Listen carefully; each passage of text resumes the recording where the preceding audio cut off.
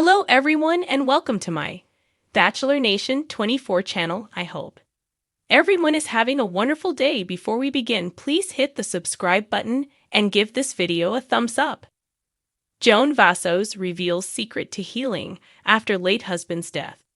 Golden Bachelorette Joan Vassos is nearing the end of her journey as the Golden Bachelorette.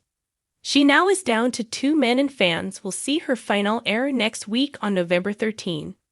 Prior to that special night airing, she is opening up about healing after losing her husband John. She struggled for some time with moving forward, and now she's sharing what got her over the hump. Keep reading to find out more about Joan's secret to healing after his death. Joan Vassos shares secret that helped her move forward. Golden Bachelorette Joan Vassos opened up recently about how she was able to move forward in her journey.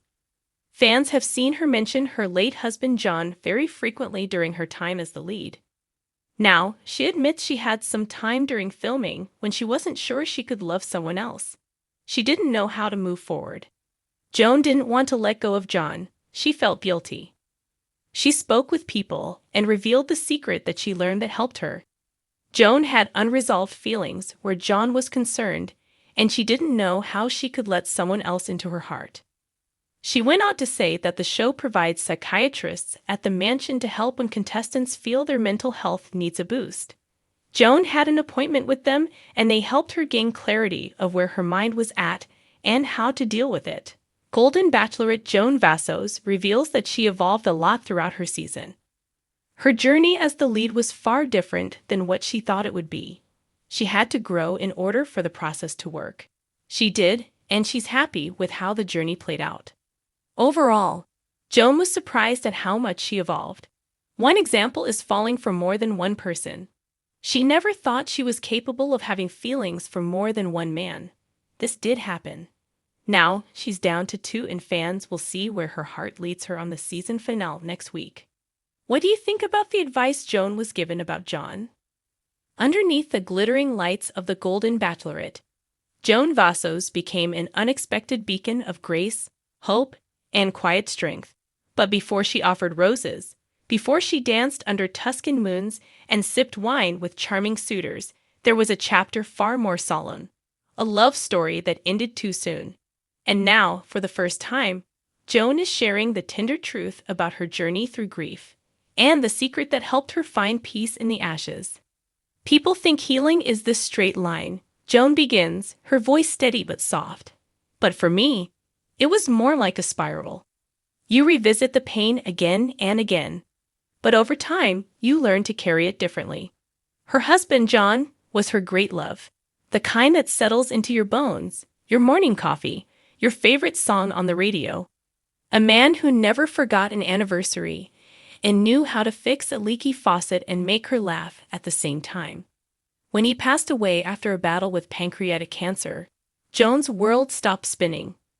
What followed were months of silence, tissues hidden in every drawer, and long walks where she begged the universe for a sign that things would one day feel okay again. I didn't think I'd ever breathe the same way, she says. I was living in a house full of memories, trying to survive 1 minute at a time. But the secret to Joan's healing didn't arrive with a grand revelation or a therapist's clipboard. It came in smaller moments, quiet, raw, human. It started, as many transformations do, with a whisper rather than a roar. One morning, I found one of John's old sweatshirts in the back of the closet, she recalls. It still smelled like him. I didn't cry. I smiled. That's when I knew something had shifted. I wasn't drowning anymore. Joan says her real healing began when she gave herself permission to feel joy again. Not guiltless joy necessarily, but joy alongside grief. She didn't have to stop missing John to start living again. I used to think that if I moved forward, it meant I was moving away from him, Joan shares. But what I've learned is that love doesn't vanish. It changes form. I carry him with me into every new chapter. And one of those chapters, surprisingly, included reality television. The Golden Bachelorette wasn't something I ever dreamed of doing, she laughs. But after all the pain, I thought, why not say yes to something completely unexpected? It wasn't about finding another John. It was about letting herself be seen again, not just by the world, but by herself. I realized I had stopped looking in the mirror for a long time, she says. Not just physically, but emotionally. Being on the show made me remember who I was before the loss, and who I still could be. Joan's secret to healing also involves embracing what she calls intentional vulnerability. That means saying yes to things that scare you, being honest about your feelings, and letting people into your heart, even if there's a risk they might not stay. I think our culture pushes this idea that once you're older, your story is kind of over. But I'm living proof that it's not, she smiles. My best chapter might still be ahead of me. She's found strength in her children, who stood by her during the darkest days. She's found joy in simple things. A garden she now tends with reverence, a beach she walks barefoot with music in her ears, a journal where she writes love letters to the life she's reclaiming. And she's found power in speaking to other widows, other women who feel forgotten. I get messages from women who say, I haven't worn lipstick in years, or I didn't think anyone would ever look at me that way again. Joan says, eyes misty. And I just want to hold them and say, you're still worthy of love. Always.